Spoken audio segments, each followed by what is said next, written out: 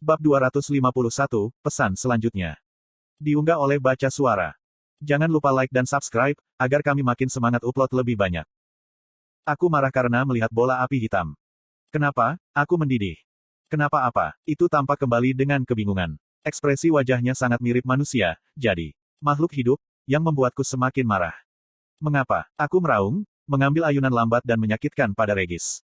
Tanganku menyelinap melalui wajahnya yang tajam, momentum yang menyebabkanku kehilangan keseimbangan dalam tubuh yang lemah ini. Aku terguling ke depan, membanting wajahku dengan keras di lantai yang dingin dan halus dimanapun aku berada.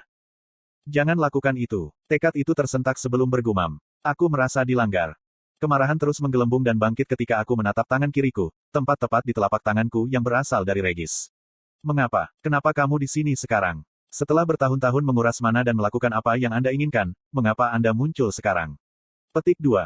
Aku mengangkat kepalaku, menatap api hitam itu. Visi saya kabur saat air mata mengalir di mata saya. Jika kamu keluar lebih awal, aku bisa menang. Saya bisa menyelamatkan semua orang. Petik 2. Jejak dari apa yang tampak seperti. Rasa bersalah muncul di wajah Regis sebelum orang yang bertanduk itu menggelengkan kepalanya dan berbalik. Yah, bukankah kamu secercah sinar matahari? Bahkan para asura akan mati mencoba untuk memperebutkan senjata hidup, namun disinilah kau, bermuram durja. Aku membutuhkanmu, bisikku. Air mata menetes ke tanah di bawah wajahku ketika aku mencakar lantai yang halus. Regis tetap diam ketika aku membiarkan semua emosi keluar dari sistemku. Saya marah pada Regis, tetapi saya melakukan hal yang sama, menggunakan dia sebagai alasan untuk kegagalan saya sendiri. Setelah beberapa waktu berlalu, air mata saya mengering dan tenggorokan saya mulai mengeluarkan gagap serak yang mencoba mengambil lebih banyak udara. Suara Regis terdengar dari kejauhan. Ada genangan air bersih di sini. Minumlah sebelum kamu menangis menjadi mumi. Petik 2. Aku ragu-ragu, tidak tahu apakah aku pantas mendapatkan air ketika telur berwarna-warni berkilau di sudut mataku. Iya, itu dia. Kamu bisa melakukannya. Lakukan untuk batu itu. Regis bersorak, melayang-layang di sekitarku seperti lalat yang tak bisa kuhubungi. Sambil menyingkirkan semua emosi yang membebani tubuhku, aku menyeret diriku ke arah yang dipimpin Regis padaku. Lengan pucatku yang susu tampak asing bagiku, bahkan ketika aku bergerak. Aku merasa seperti masih mengenakan baju zirah lengkap meskipun hampir telanjang. Waktu merangkak di samping saya ketika saya perlahan-lahan menarik diri saya di lantai yang halus, sumber motivasi terbesar saya mendapatkan kekuatan saya kembali untuk menutup Regis. Ayo, bocah cantik, hampir sampai, lanjutnya. Diam, naik, kataku, suaraku nyaris keluar sebagai desahan. Jika kamu memiliki kekuatan untuk menggambar, kamu memiliki kekuatan untuk merangkak. Dia melantunkan. Saya akan membunuhnya, saya memutuskan. Aku memusatkan perhatianku pada air mancur marmer yang memanggilku, menyemburkan air begitu jelas dan diam-diam dari atas sehingga tampak seperti kaca. Setelah berjuang sekali lagi, mencoba menarik diriku ke atas pangkalan bulat yang menahan air, aku segera mengubur kepalaku di dalam. Rasanya seperti saya telah membanting wajah saya ke dinding es, tetapi saya tidak peduli. Aku membuka mulut dan menelan semuanya, airnya jernih dan dingin saat mengalir turun ke tenggorokanku. Tubuh saya terus menelan seteguk air sampai saya tidak bisa menahan napas lagi. Gah! Aku menarik kepalaku, terengah-engah, ketika tirai krem menutupi penglihatanku. Aku mencoba mengesampingkannya, dengan asumsi bahwa mungkin bagian belakang bajuku jatuh di kepalaku, ketika Regis terkekeh di belakangku. Kau bertingkah seperti anak anjing yang melihat ekornya sendiri untuk pertama kalinya. Apa yang kamu bicarakan? Aku mendengus, masih berusaha membalik bajuku dari kepalaku. Itu rambutmu, oh bijaksana satu. Hah, itu tidak mungkin. Saya melihat ke bawah, melihat bayangan saya untuk pertama kalinya sejak bangun tidur. Mataku melebar. Orang yang menatapku tampak sangat mirip dengan diriku namun sedikit lebih tua, dengan fitur yang lebih tajam dan kulit putih susu sama seperti lenganku. Bekas luka merah di tenggorokan saya yang saya dapatkan dari penyihir sudah tidak ada lagi, hanya memperlihatkan leher panjang yang halus dan apel adam. Tapi yang paling mengejutkan saya adalah perubahan pada rambut dan mata saya. Mataku seperti emas yang menusuk dan warnanya tampaknya telah sepenuhnya dicuci dari rambutku yang dulu pirang. Kepala coklat kemerahan yang dalam sekarang menjadi warna gandum keabu-abuan, bahkan lebih pucat daripada rambut Sylvie dalam bentuk manusiawi. Dadaku menegang saat melihat bayanganku, rambut dan mataku sendiri sekarang menjadi pengingat yang menyakitkan akan ikatan yang telah kulakukan untukku. Apa ini? Kenapa aku? Sebuah teriakan tiba-tiba merobek keluar dari tenggorokanku ketika rasa sakit membakar di dalam diriku, seolah-olah inti mana saya telah terbakar. Visi saya berlipat ganda dan menjadi kabur sampai saya mendengar suara. Itu adalah sesuatu yang tidak pernah saya dengar dalam waktu yang lama, tetapi yang tidak pernah saya lupakan. Halo, Art, ini Sylvia. Jantungku berdegup kencang saat rusukku bangkit. Sylvia. Aku merekam ini pada saat yang sama dengan pesan pertamaku kepadamu, tapi aku curiga, untukmu, sudah cukup lama sejak mendengar suaraku. Haha, kurasa aku harus mengatakan bahwa ini sudah lama. Petik 2. Aku tertawa saat merasakan air mata mengalir di pipiku. Saya bertentangan dengan kenyataan bahwa Anda mendengar pesan ini. Di satu sisi, saya bangga bahwa Anda dapat mencapai tempat Anda sekarang. Tetapi kenyataan bahwa Anda harus mendorong diri sendiri ke titik ini berarti bahwa hidup tidak mudah bagi Anda, mungkin bahkan lebih sulit daripada yang sebelumnya. Petik 2. Aku merasakan nada-nadanya yang muram tetapi terus mendengarkan.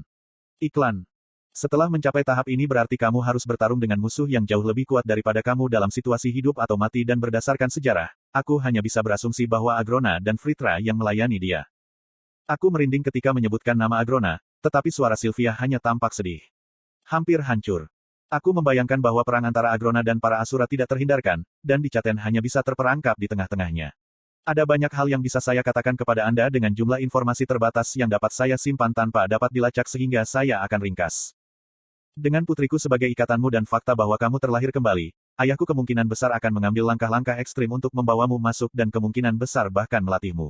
Dan melalui paparan Anda kepada orang-orang saya, kemungkinan besar Anda menerima cerita yang sangat sepihak. Petik 2. Sekali lagi, suara Sylvia diwarnai dengan kesedihan. Ketegangan antara Fritra dan klan-klan Asurana lainnya tidak sesederhana yang mereka lakukan untukmu. Tidak seperti dongeng dan cerita pengantar tidur untuk anak-anak, hidup tidak selalu memiliki sisi baik dan buruk, hanya sisi saya dan sisi mereka. Agrona tidak bisa dimaafkan atas semua kekejaman yang telah dilakukannya selama berabad-abad, tetapi Asura-Asura lainnya juga tidak bisa termasuk saya. Kebingungan menggantikan dan membanjiri emosi saya yang lain. Agrona, yang selalu terpesona oleh kehidupan orang-orang yang lebih rendah, adalah orang yang mengungkap reruntuhan peradaban penyihir. Penyihir yang telah belajar memanfaatkan ether. Dan hanya masalah waktu setelah penemuan ini, dia menemukan mengapa mereka jatuh meskipun teknologi dan magis mereka, baik mana dan ether, kemajuan. Berabad-abad yang lalu, klan Indra telah membawa genosida para penyihir kuno ini. Petik 2. Apa, mengapa mereka membunuh A? Pertanyaanku terganggu oleh jawaban Sylvia dalam pesannya.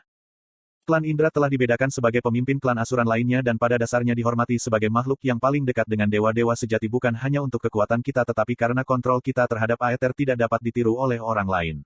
Tapi setelah itu, salah satu utusan dari klan Indra menemukan bahwa ada peradaban penyendiri yang lebih rendah yang mampu memanfaatkan kekuatan mereka.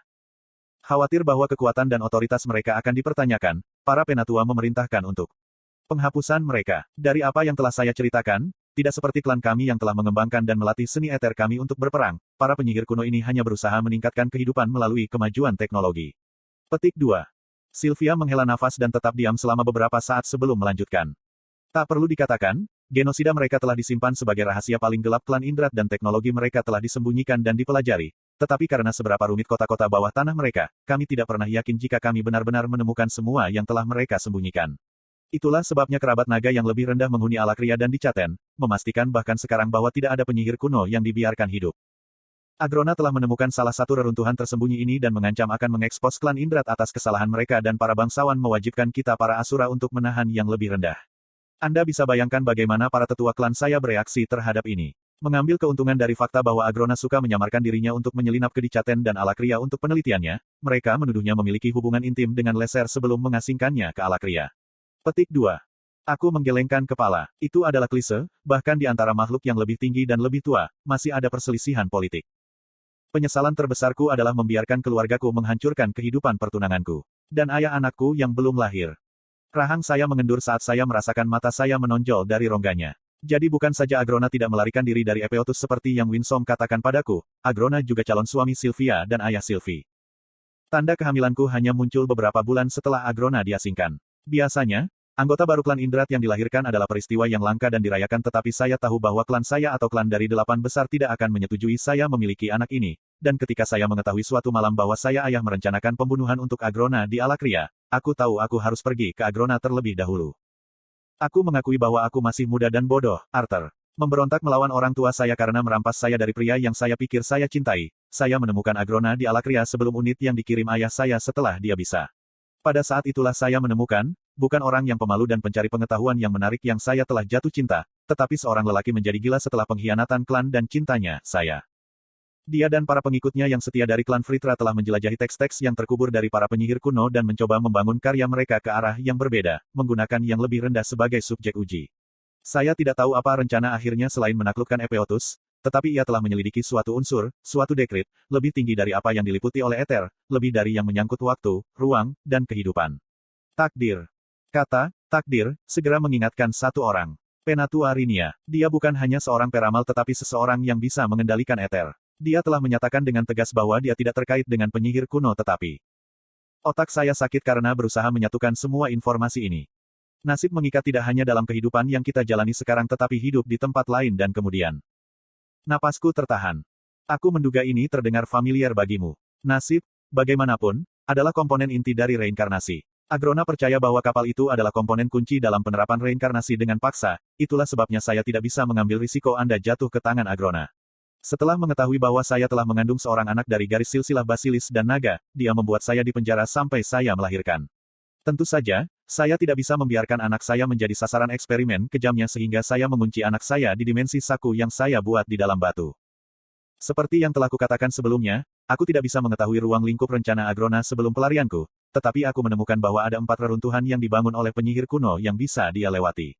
Saya dapat membekas dan menyampaikan lokasi dari 4 reruntuhan utama yang telah dibiarkan oleh Agrona dan dikirim lebih sedikit dengan harapan untuk belajar lebih banyak tentang apa yang ada di sana.